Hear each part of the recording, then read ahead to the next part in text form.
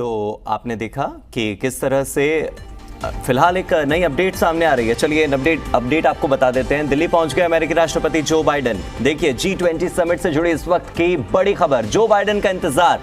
अब देखिए अमेरिकी राष्ट्रपति जो बाइडेन भारत आ चुके हैं। उनका ये विमान जो किसी अभेद्य किले से कम नहीं है, वो भारत की सरजमीन पर उतर चुका है।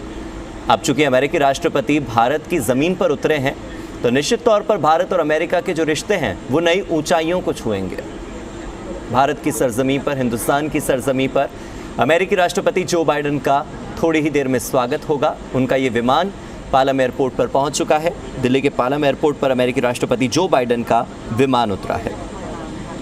आपको बता दें कि भविष्य में भारत और अमेरिका साथ मिलकर चलने को तैयार हैं। ये बात अमेरिका पहले भी कह चुका है और ऐसे में भारत और अमेरिका के एक नए भविष्य को गढ़ने की इबारत आज रात को होगी, जब जो बाइडेन मोदी के घर पर होंगे और उनके आवास पर दोनों के बीच द्विपक्षीय वार्ता होगी।